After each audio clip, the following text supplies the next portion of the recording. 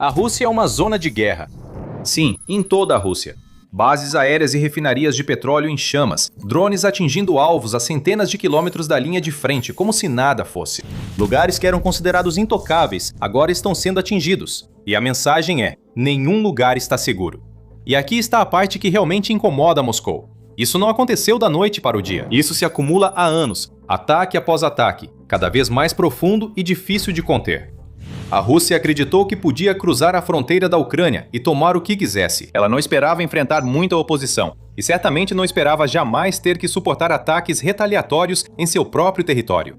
Mas a Rússia estava completamente enganada. A Ucrânia resistiu. Ela defendeu seu território. E com o passar do tempo foi além, lançando drones, mísseis e até mesmo incursões em grande escala em regiões russas. Pouco a pouco, ataque após ataque, a Ucrânia levou a guerra para dentro da Rússia.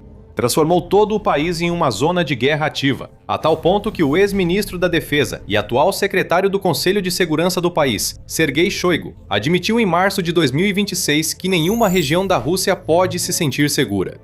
Então aqui está uma retrospectiva de como chegamos a esse ponto, como a Rússia fracassou tão gravemente em alcançar qualquer um de seus objetivos e como a Ucrânia se levantou, desafiando todas as probabilidades para fazer seu inimigo provar uma grande dose do próprio veneno.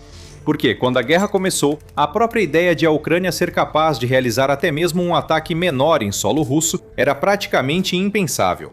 Os dois países podiam ser vizinhos com laços históricos próximos e conexões culturais. Mas, quando se tratava de assuntos militares, eles estavam a milhões de quilômetros de distância. Um era um verdadeiro Golias do mundo militar. Uma força histórica com um dos maiores e mais fortes exércitos terrestres do mundo. Milhares de tanques, dezenas de milhares de veículos blindados, estoques soviéticos cheios até a borda de blindados e munições, enormes quantidades de artilharia, bombas e mísseis, prontos para causar danos inimagináveis. Para completar, a Rússia também ostentava forças aéreas e navais de nível mundial, além de quase 1 milhão de militares na ativa. Em contraste, a Ucrânia mal aparecia no radar quando se tratava de grandes potências militares. Ela não era considerada uma força séria. Por isso, muitos especialistas esperavam que, se a Rússia invadisse, a Ucrânia teria dificuldade em resistir. Nem mesmo os analistas mais otimistas esperavam que a Ucrânia conseguisse causar danos significativos a ativos ou infraestrutura russos fora de suas fronteiras, apenas que defendesse parte de seu território. Mas não demorou muito para que os primeiros sinais da força oculta da Ucrânia começassem a aparecer. De fato, alguns meses após o início da guerra, começaram a circular rumores. Circulavam rumores sobre ataques a instalações na Rússia, como um depósito de petróleo na região de Belgorod, mas muitos desses casos não foram confirmados. Alguns até achavam que tinham sido criados pelo Kremlin para gerar raiva contra a Ucrânia e aumentar o apoio à guerra. Com o tempo, esses incidentes começaram a acontecer com mais frequência. Explosões suspeitas ocorreram nas regiões fronteiriças da Rússia, com incêndios em depósitos de petróleo e ataques de drones. Depois, ficou claro que alguns desses ataques foram feitos por grupos anti-guerra na Rússia, não por forças ucranianas. Sabotadores do grupo Pários Vagões destruíram trechos da infraestrutura ferroviária do país para atrasar o envio de suprimentos e munições às linhas de frente. E mesmo que a Ucrânia não fosse diretamente responsável por esses ataques, eles foram as primeiras evidências de que a Rússia não sairia ilesa dessa chamada Operação Militar Especial. E no final de 2022, menos de um ano após o início da guerra, a Ucrânia realizou seu primeiro ataque confirmado. Na verdade, foram 2 ataques. Eles aconteceram nas bases aéreas de Engels e da Galivo, no interior da Rússia, a muitos quilômetros das fronteiras da Ucrânia. Essas bases abrigavam algumas das aeronaves de bombardeio mais valiosas e avançadas da Rússia. Aeronaves como o Tupolev 295, bombardeiro estratégico da era soviética, são usadas em ataques com mísseis de cruzeiro contra a infraestrutura ucraniana. Em 5 de dezembro de 2022, ambas essas bases aéreas foram incendiadas pela Ucrânia, com explosões sendo ouvidas e relatos de danos tanto à infraestrutura quanto às aeronaves. Um ataque subsequente atingiu Engels algumas semanas depois, em 26 de dezembro, fornecendo uma prova valiosa de que os ataques iniciais não foram casos isolados ou ocorrências acidentais, e que a Ucrânia estava absolutamente pronta e capaz de atingir os russos, onde e quando eles menos esperavam. Foi a primeira vez que a Rússia realmente sentiu a guerra chegando em casa, mas não seria a última. Em 2023, a guerra começou a mudar. Ela começou como um conflito convencional, com a Rússia apostando em colunas de tanques e veículos blindados para superar a oposição. Enquanto isso, defensores ucranianos cavaram trincheiras e criaram posições fortificadas, usando todas as armas e artilharia disponíveis para repelir ataques inimigos. Foi uma batalha de desgaste com avanços e recuos, não muito diferente de tantos outros conflitos que ocorreram ao redor do mundo no século XX e início do século XXI. Mas então vieram os drones. Durante as fases finais de 2022 e no início de 2023, a Rússia começou a usar drones com frequência cada vez maior para realizar ataques aéreos contra posições da linha de frente ucraniana e infraestrutura civil. A Ucrânia teve que se defender de uma ameaça nova, assustadora e que a Rússia conseguia produzir em massa com rapidez, facilidade e baixo custo, capaz de ser lançada em massa. Enxame zumbindo de drones explosivos, difíceis de detectar nos radares e surpreendentemente complicados de interceptar com defesas convencionais, capazes de causar enormes danos em apenas uma noite. Mas a Ucrânia não apenas sofreu com essa nova era de guerra com drones, ela aprendeu com isso, adaptou-se e começou a desenvolver sua própria indústria nacional de drones. Se Moscou conseguia fazer isso, Kiev também conseguia. Em 3 de maio de 2023, o mundo viu o poder dos drones ucranianos quando vários atingiram outro campo de aviação russo na região de Briansk. 2 alvos foram atingidos, 2 destruídos e outro drone não foi encontrado. No mesmo dia, também surgiram relatos de um ataque de drone ao próprio Kremlin, sede do governo da Rússia. Ainda naquele mês, mais drones foram avistados em Moscou. 8 deles entraram na capital. Embora não tenham causado muitos danos na época, ainda foi uma grande notícia. A Ucrânia, pequena nação que poucos achavam capaz de resistir, conseguiu orquestrar um ataque à capital russa, a quase 480 quilômetros de suas fronteiras. A capital e maior cidade da Rússia, lar de mais de 13 milhões de pessoas. O mesmo lugar onde os oligarcas mais ricos do país e seu aparentemente todo-poderoso presidente, Vladimir Putin, passam grande parte do seu tempo, foi atingido por armas ucranianas. Se Kiev fez isso só um ano após o início da guerra, enfrentando ataques russos intensos na linha de frente e bombardeios quase constantes, dia e noite, do que mais seria capaz? Estávamos prestes a descobrir. Conforme 2023 avançava, os ataques de drones ucranianos se tornaram mais frequentes. Mas Kiev tinha algo ainda maior preparado. No fim da primavera, as forças armadas cruzaram as fronteiras da Ucrânia e entraram em Belgorod, iniciando a primeira grande incursão terrestre que a Rússia enfrentaria. As forças eram formadas principalmente por voluntários estrangeiros, como grupos russos anti-Kremlin, como a Legião da Liberdade da Rússia e combatentes da Polônia e Bielorrússia. Ainda assim, esse foi o maior ataque transfronteiriço da guerra até então. Os voluntários sabotaram, danificaram e destruíram infraestrutura e equipamentos russos, apoiando os defensores ucranianos nos eixos Sumy e Kharkiv. Eles também impactaram profundamente o moral das tropas do Kremlin. Muitos soldados foram enganados, acreditando serem heróis enviados para libertar a Ucrânia. Eles acreditavam que o povo ucraniano os receberia bem, que a operação militar especial terminaria em poucas semanas e que as bandeiras russas seriam facilmente hasteadas em Kiev. Não apenas essas afirmações se mostraram comprovadamente falsas, mas agora havia, literalmente, forças de oposição às portas da Rússia, rompendo e entrando em seu próprio território. Nada disso deveria ter acontecido. Para muitos na Rússia, esse foi o momento em que sentiram pela primeira vez que a guerra estava rapidamente fugindo do controle do Kremlin. E estava prestes a ficar muito pior. Antes de começarmos, é por isso que fazemos o The Military Show, para mostrar como o poder realmente funciona. Se você é novo, inscreva-se para não perder o próximo conteúdo. 2024 provaria ser um ano crucial no conflito, de mais de uma maneira. Putin e seus comparsas do Kremlin esperavam que este fosse o ano em que o exército russo quebraria de vez a resistência da Ucrânia, com um esforço esmagador ao longo de toda a linha de frente, visando destruir as defesas do país e abrir caminho para a vitória. Não foi assim que aconteceu. Em vez de enfraquecer, a Ucrânia ficou significativamente mais forte em 2024.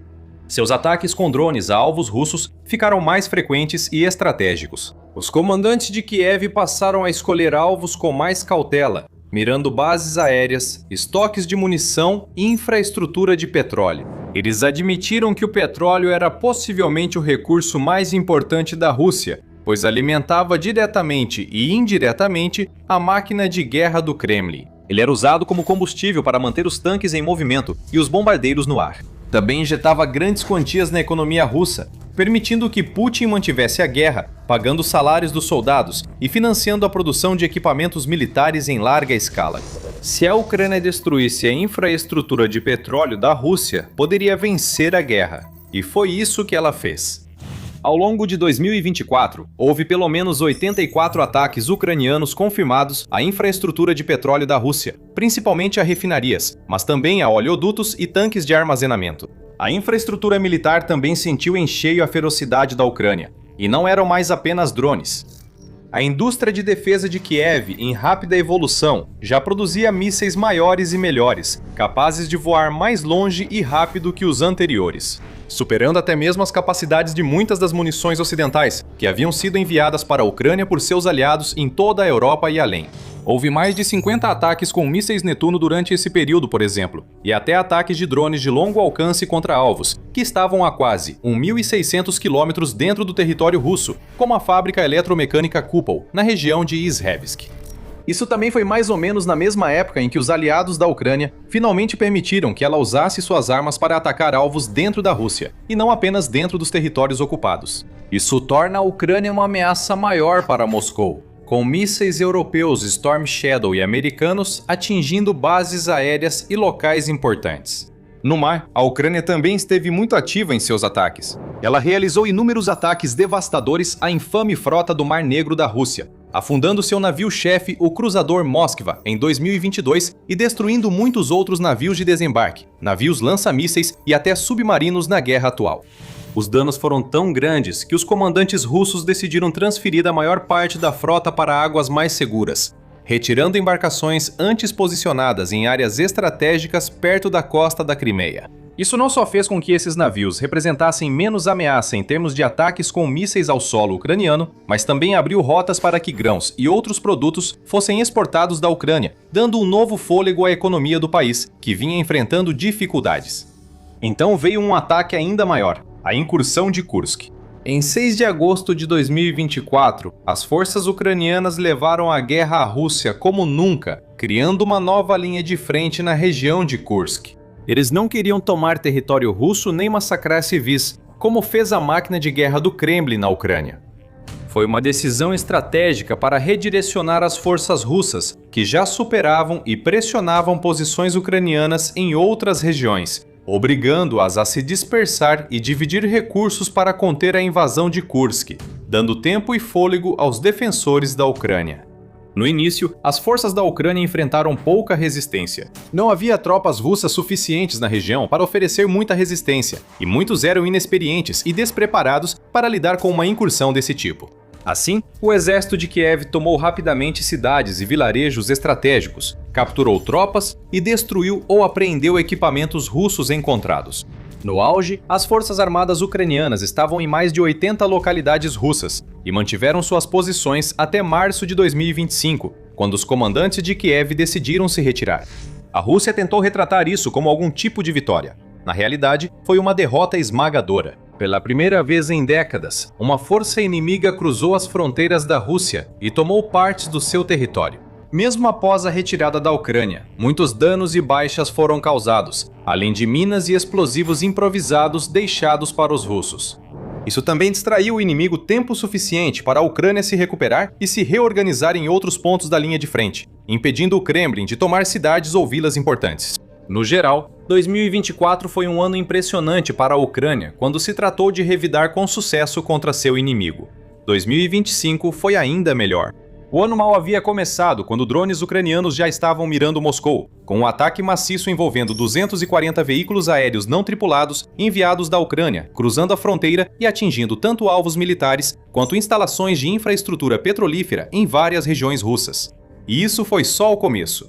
Ao longo de 2025, os ataques de drones ucranianos contra posições russas passaram de ocorrências mensais ou quinzenais para quase diárias. A essa altura, a Ucrânia já dominava a guerra com drones e superava seu oponente produzindo modelos mais diversos e eficazes, usados tanto para destruir infraestrutura quanto para abalar o moral inimigo. Também estava fabricando Vants em quantidades muito maiores do que nunca, passando de 20 mil por mês para até 200 mil por mês. Fábricas de produção militar, refinarias de petróleo, depósitos, aeródromos. Um alvo após o outro era destruído e incendiado pelos ataques kamikaze da Ucrânia. Os ataques à infraestrutura petrolífera se tornaram mais frequentes, e Putin começou a sentir os efeitos justamente onde mais importa para ele, na economia. Ataques ucranianos causaram à Rússia prejuízo de 12 bilhões de dólares. Destruíram muito petróleo e reduziram fortemente a produção. Drones e mísseis destruíram ativos militares valiosos do Kremlin, como sistemas de defesa aérea e radares, que juntos valem bilhões de dólares. Então veio o ataque mais devastador e icônico de todos, a Operação Teia de Aranha. Em 1º de junho de 2025, a Ucrânia executou um plano que estava sendo preparado há mais de um ano. Ela ocultou dezenas de drones em caminhões, que foram enviados a pontos estratégicos na Rússia, próximos a grandes bases aéreas. Após se posicionar, o caminhão se abriu e os enxames foram soltos, atacando com fogo os bombardeiros russos com capacidade nuclear e outras aeronaves. Segundo relatos, o ataque eliminou cerca de 1/3 da frota de bombardeiros russos e destruiu ou danificou bilhões em equipamentos do Kremlin em um único dia. A frota do Mar Negro também estava na mira de Kiev, com vários ataques importantes ao longo de 2025, danificando e até afundando vários navios russos, destruindo infraestrutura marítima importante no porto de submarinos de Benoloziesk e enviando uma mensagem clara ao Kremlin. Não importa o quão longe você fuja ou onde esconda seus navios, eles serão encontrados e destruídos. E assim entramos em 2026, mais um ano crucial em uma guerra que, segundo a Rússia, deveria durar apenas algumas semanas. Após anos de esforço e sofrimento, enfrentando ataques constantes da Rússia, a Ucrânia poderia ter vacilado. Na verdade, era exatamente nisso que Putin apostava, esperando que, se conseguisse prolongar a guerra por tempo suficiente, a Ucrânia acabaria cedendo, se curvando e quebrando sob o peso de sua gigantesca máquina de guerra. Mas isso não aconteceu. Quando 2026 começou, a Ucrânia não recuou. Ela não desistiu. Pelo contrário, aumentou a aposta. Ela seguiu atacando duramente a infraestrutura petrolífera nas regiões da Rússia. A Ucrânia acelerou o desenvolvimento e o emprego de novas armas, como o míssil Flamingo de longo alcance, enquanto seguia usando armas fornecidas por aliados, como os Storm Shadow da França e Reino Unido e outros mísseis estrangeiros. Em fevereiro de 2026, a Ucrânia atacou a fábrica de combustível para mísseis da Rússia, na região de Tver. Em março, ela atacou uma fábrica de microchips para parques de mísseis. O Flamingo passou a aparecer com mais frequência, primeiro atacando o campo de testes Kapustin Yar e depois a fábrica de Votkins, local-chave do complexo de defesa russo. A Ucrânia também aprimorou suas táticas com drones, inovando e estabelecendo novos recordes, como na noite de 8 de março, quando lançou impressionantes 754 drones, mais do que nunca antes, contra alvos em toda a Rússia e nas regiões ocupadas. Milhares de outros drones foram enviados nos dias e semanas seguintes, percorrendo centenas de quilômetros pelo espaço aéreo russo, contornando os chamados sistemas de defesa aérea de classe mundial do Kremlin e atingindo seus alvos em dezenas de diferentes regiões. No fim de março, a Ucrânia atacou vários dos mais importantes portos russos de exportação de petróleo no Mar Báltico, provocando grandes incêndios e uma interrupção inédita na indústria do petróleo. Agora não é só uma refinaria ou oleoduto sendo atingido uma vez por mês ou a cada poucas semanas. São algumas das peças mais essenciais da máquina econômica russa sendo atingidas quase diariamente. Incontáveis galões de óleo, bilhões de dólares em danos, repetidas vezes. A economia russa está em seu ponto mais fraco em anos. O Banco Central foi forçado a elevar os juros a níveis recordes. Famílias russas comuns pagam pela guerra de Putin, com itens essenciais encarecendo e mais do orçamento nacional indo para mísseis e armas, em vez de saúde e educação. A cada mês que passa, a Rússia fica mais fraca e a Ucrânia fica mais forte. E os dados comprovam isso. Apesar dos bombardeios russos em cidades e vilarejos ucranianos, as forças de Kiev responderam, causando grandes danos militares e econômicos. Os ataques à infraestrutura de petróleo e locais estratégicos aumentaram muito o custo do conflito para o Kremlin, de todas as formas possíveis, e eles continuam sem dar trégua. A produção de drones na Ucrânia aumentou de 800 mil por ano em 2023 para 4 milhões em 2025, com estimativas variando de 5 a 10 milhões para 2026. A produção de mísseis também está aumentando, e as capacidades ofensivas e defensivas da Ucrânia nunca foram tão fortes, tornando ainda mais fácil para eles levar a guerra para dentro das regiões da Rússia, mesmo aquelas que estão a centenas ou até milhares de quilômetros da fronteira. Shoigu estava certo. Nenhum lugar na Rússia está seguro, e Putin só tem a si mesmo para culpar. Agora, confira este vídeo para ver mais de perto alguns dos ataques mais devastadores recentes da Ucrânia contra instalações petrolíferas russas. Ou assista a este para ver como a taxa de baixas da Rússia aumentou em 2026, com mais mortes e feridos e menos recrutas para substituir os perdidos. E se você quiser ver mais análises perspicazes como esta, não se esqueça de se inscrever no The Military Show hoje mesmo.